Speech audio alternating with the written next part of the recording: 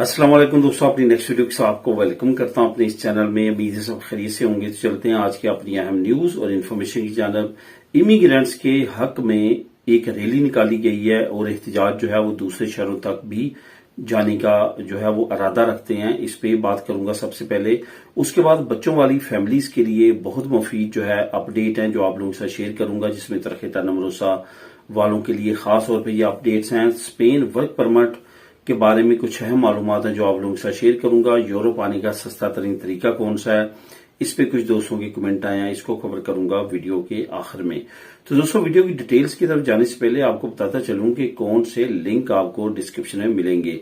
Immigrants के हक में जो रैली है, जो कि एहतजाज शुरू हुआ है, उसका लिंक आपको लिंक नंबर 1 मिल जाएगा। और बच्चों वाली फैमिलीज के लिए जो बेहतरीन मफीद वेबसाइट आप लोगों के लिए एक लेके आया हूं, इसका लिंक आपको लिंक नंबर 2 नीचे मिल जाएगा। इन दोनों लिंक्स को आप खुद भी क्लिक करके रीड कर सकेंगे।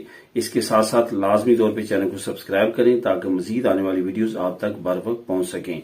तो दोस्तों, इमिग्रेंट्स के हक में जो एहतजाज शुरू हुआ है, ये किन की तरफ से किया गया। जैसा कि आप जानते हैं, अक्सर खैरिया के तमाम मामलात में ना तो आपको सीता मिल रहा है।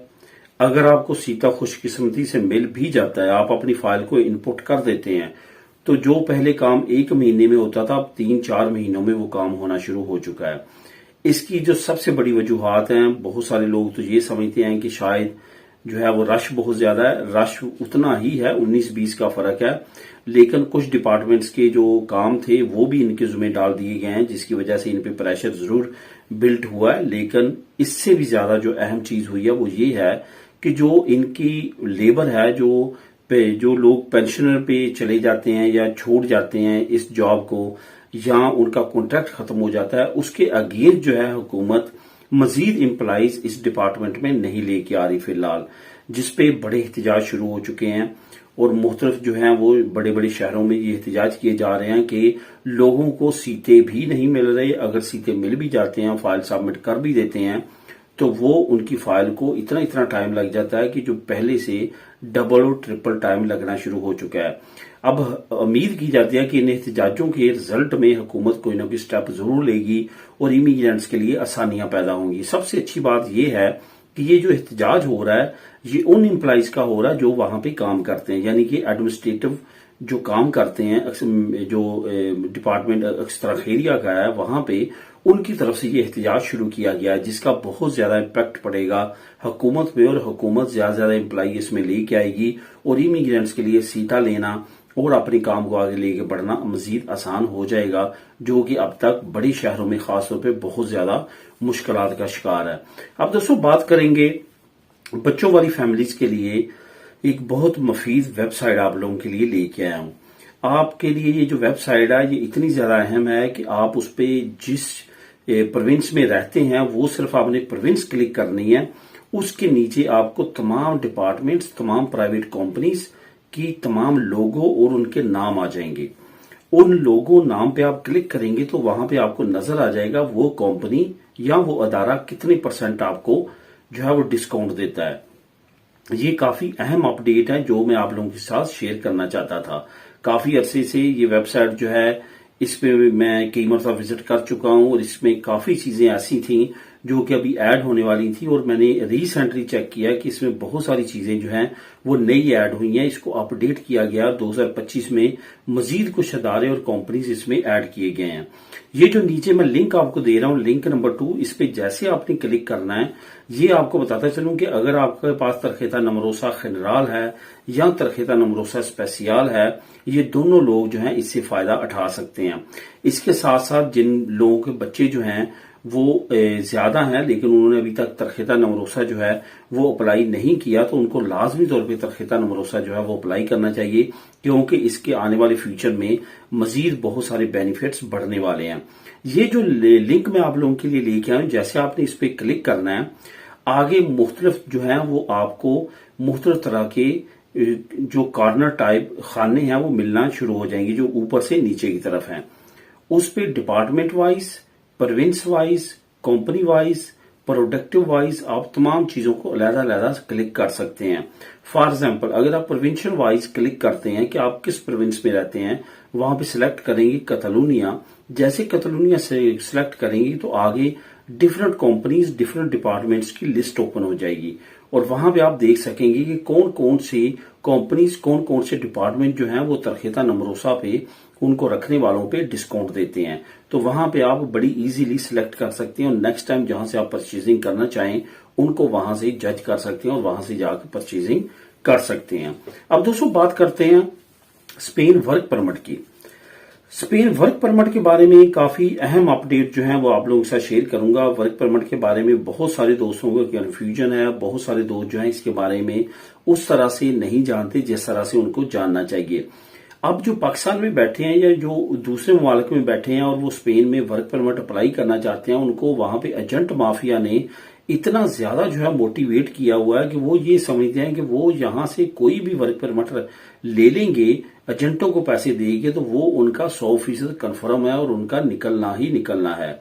मैंने कई मरतबा बताया कि जो एजेंट माफिया है वो किस तरह से काम करता है, किस तरह से अपने मफादात के लिए वो लोगों को, मासूम लोगों के साथ जो खेलता है, उनका टाइम जाया करता है, उनका पैसा जाया करता है और उनको सब्ज बाग दिखाता है, झूठी उम्मीदें वो बांधते हैं और जिसकी वजह से फ्यूचर में वो काफी ज्यादा जो है वो नुकसान उठाते हैं और मेंटली तौर पे भी डिस्टर्ब होते हैं। अब होता क्या है, होता ये है वो आपको कोई भी कॉन्ट्रैक्ट जो है वो उठा के दे देते हैं और आपसे अच्छी खासी अमाउंट ले लेते हैं और आपको कहते हैं कि एडवांस में कुछ अमाउंट हमें दो, हमें वहां पे टैक्स पे करना है, हमें वकील के खर्चे देने हैं, ये करना है, वो करना है। ऐसा कुछ भी मामला नहीं होता। अगर ओनर जो है आपके साथ सिंसियर है, जिसका आप कॉन्ट्रैक्ट ले रहे हैं, वो खुद ये सारा काम कर सकता है। उनके ऑलरेडी वकील उन्होंने हायर किए होते हैं, उन वकीलों से वो काम करवा सकते हैं, उस पे एक भी इजाफी यूरो नहीं लगता। इस वजह से इस पे तो बिल्कुल भी आप ना जाएं कि वो लाखों रुपए जो है आपने पहले देने हैं, क्योंकि वो पहले कुछ ना कुछ पे होता है या कुछ चीजें दी जाती हैं। ऐसा कुछ भी नहीं है।